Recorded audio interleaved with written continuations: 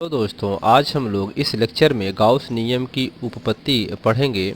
तो गाउस नियम क्या है कि गाउस नियम में हम लोग एक खोखला गोला लेंगे और उस खोखले गोले में प्लस क्यू आवेश देने पर उस गोले के चारों ओर विद्युत फ्लक्स उत्पन्न हो जाएगा और जिससे जब विद्युत फ्लक्स उत्पन्न होगा इस खोखले गोले के चारों तरफ, तो इससे हम लोग यहाँ से निकाल लेंगे phi is equal to q upon epsilon naught. अगर इसको हम निकाल लेते हैं तो हमें गाउस नियम की उत्पत्ति मिल जाएगी। कैसे मिलेगी कि किसी खोखले गोले में प्लस क्यू आवेश देने पर आर त्रिज्या की दूरी से उस पर चारों तरफ विद्युत फ्लक्स उत्पन्न हो जाता है खोखले गोले के। तो इससे हम लोग फाई विद्युत फ्लक्स फाई बराबर क्यू अपान एप्सिलॉन नॉट को अगर हम पा जाते हैं तो हमें गाउस नियम की उत्पत्ति मिल जाएगी।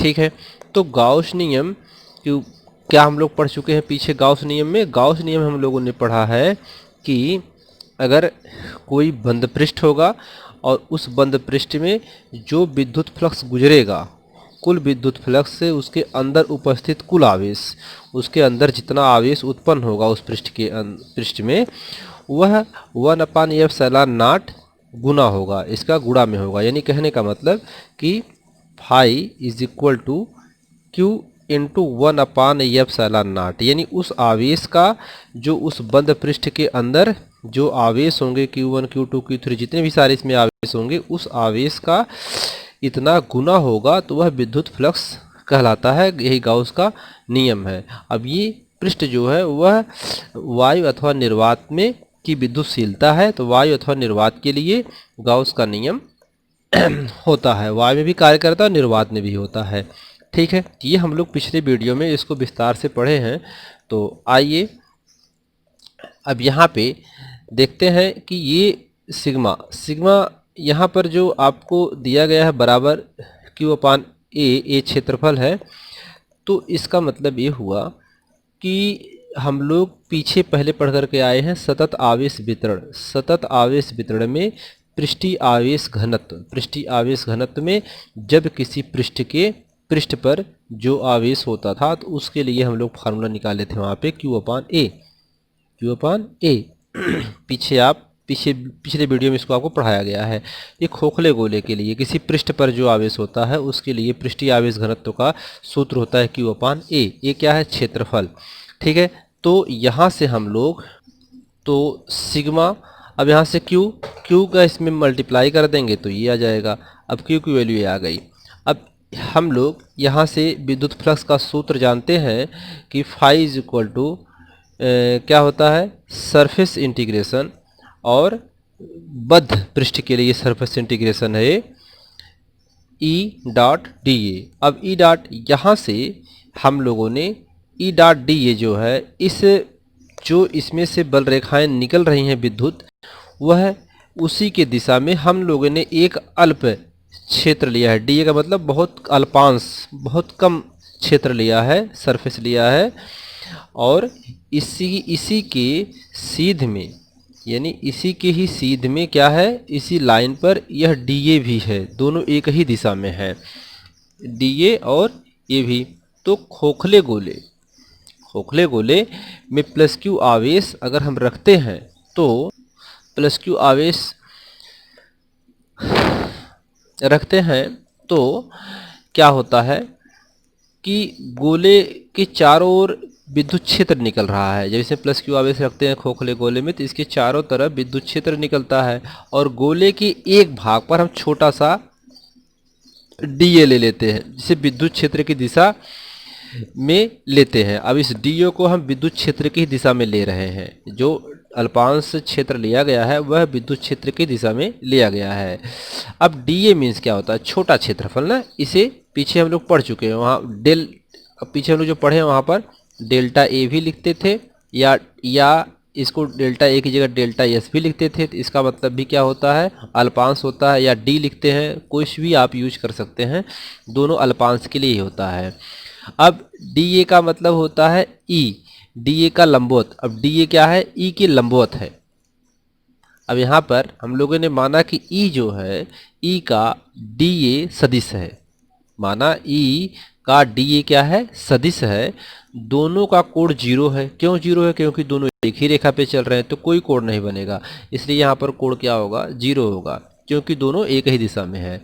अब हमें करना क्या है, हमें ये करना है कि विद्युत फ्लक्स देखना है कि गोले पर विद्युत फ्लक्स क्या है।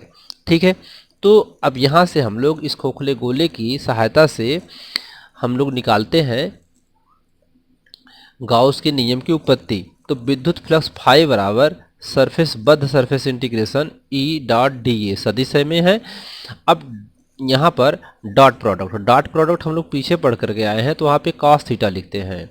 तो यहाँ पे फाई इज इक्वल टू, ये सरफेस इंटीग्रेशन बद्ध फ्लक्स के लिए है, E dot D A cos theta. ठीक है, कॉस थीटा मतलब जब डॉट प्रोडक्ट होगा तो वहाँ कॉस थीटा लिखते हैं। अब theta is equal to 0 degree, theta क्या है, theta is equal to 0 degree.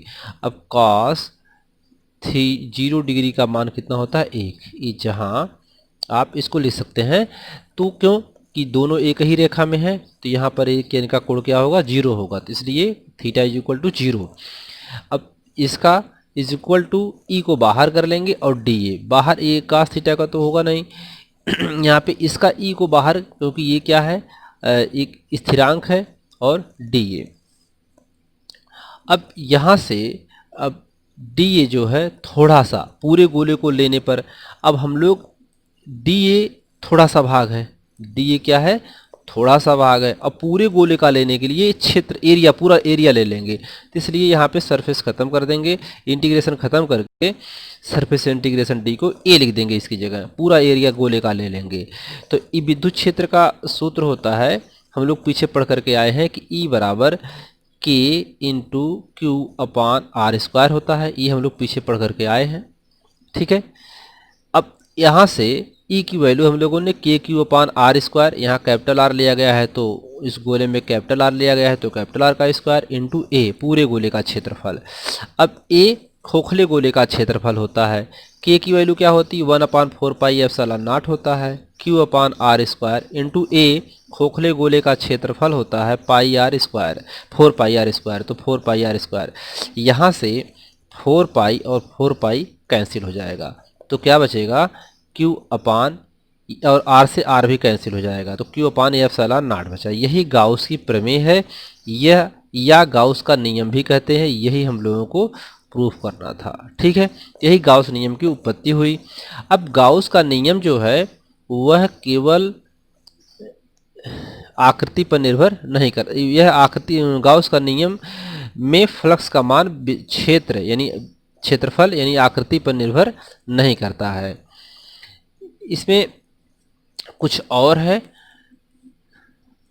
कह रहा है कि यदि किसी बंद पृष्ठ के अंदर अनेक बिंदुओं पर, अब कोई बंद पृष्ठ है उसमें बहुत सारे बिंदु हैं, ठीक है, अनेक बिंदुओं पर Q1 Q2 minus Q3 Q4 आवेश स्थित हो तो कुल विद्युत फ्लक्स सभी आवेशों के कारण विद्युत फ्लक्स के बीजगणितीय योग के बराबर होता है।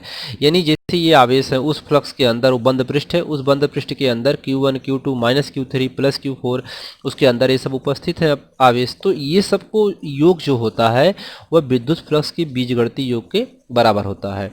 यहाँ धन आवेशों के कारण विद्युत फ्लक्स बाहर की ओर होता है, धन आवेश होगा तो विद्युत फ्लक्स किधर होगा, बाहर की तरफ, और जबकि ऋण आवेश के कारण विद्युत फ्लक्स अंदर की ओर होगा। अतः कुल विद्युत फ्लक्स, अब सभी विद्युत फ्लक्स को क्या करेंगे, phi is equal to Q1 upon epsilon naught, Q2 upon epsilon naught minus Q3 upon Q4 plus, अगर अनंत और होंगे तो ऐसे हम डॉट लिखते चले जाएंगे। अब यहाँ से हम लोग एप्सिलॉन नॉट को बाहर कॉमन कर लेते हैं, एप्सिलॉन नॉट कॉमन हो गया तो Q1 Q2 minus Q4 Q3 plus Q4 ऐसे डॉट डॉट अनंत तक जितने होंगे हम उनको लिख लेंगे। तो ये सबको हम लोग सिग्मा क्यू मतलब जितने भी होंगे प्लस माइनस को सबको हम लोग इसमें लिख लेंगे अपान एप्सिलॉन नॉट की। तो ये हुआ समस्त जितने भी उसमें आवेश होंगे उस पृष्ठ में सभी के लिए विद्युत फ्लक्स का गाउस के नियम प्रमेय में, इसको भी हम लोग सूत्र को बहुत सारे आवेश के लिए लिख सकते हैं। ठीक है, तो ये प्लस और माइनस का मतलब ये है कि जब धन आवेश होगा तो विद्युत फ्लक्स बाहर की ओर होगा, ऋण आवेश होगा तो किधर होगा, अंदर की ओर। अपने को हम लोग पीछे सब हम लोग अच्छी तरीके से पढ़े हैं, तो इन सब इसको पढ़ने के लिए पीछे के आपको सभी को वीडियो को देखना पड़ेगा।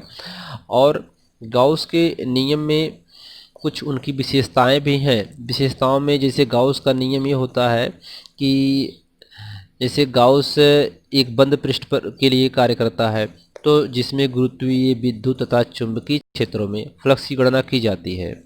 और गोले, बेलन तथा घन के पृष्ठ भी उस पर भी की जाती है गणना। लेकिन कुछ ऐसे पृष्ठ होते हैं जैसे चकती का पृष्ठ हुआ, वर्गाकार हुआ पृष्ठ, इन सब पर गाउस का नियम नहीं प्रयुक्त होता है, इस पर नियम इसका नहीं चलता है।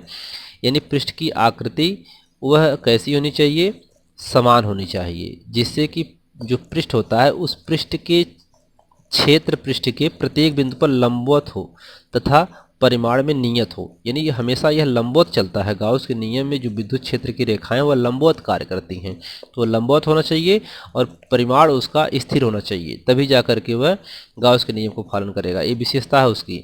और एक अगर बंद पृष्ठ होना चाहिए, गाउस नियम में पृष्ठ कैसा होना चाहिए, बंद होना चाहिए, जिसमें कि उन बिंदुओं के बीच जो पृष्ठ के भीतर हैं, पृष्ठ पर हैं, चाहे वो पृष्ठ के भीतर या पृष्ठ पर है, पृष्ठ से बाहर हैं, इनके बीच अंतर स्पष्ट किया जा सके ताकि उसको आसानी से निकाला जा सके। ठीक है, तो ऐसे इनके कुछ और नियम हैं जो हमको जान लेना ज़रूरी है। तो हम आपको बता देते हैं कि जैसे इसमें नियम हमारे एनसीईआरटी बुक में भी दिया है कि गॉस का नियम विद्युत क्षेत्र के लिए लागू होता है केवल, गॉस का नियम गुरुत्वीय क्षेत्र के लिए लागू होता है। ठीक है, और यह जो होता है गॉस का नियम जितने इसके जो बंद पृष्ठ के अंदर तथा बाहर सभी आवेशों के कार्य होता है। क्या, फाई इज इक्वल टू ये होता है, फाई इज इक्वल टू ये गॉस नियम के लिए होता है, वो पृष्ठ अंदर या बाहर हो।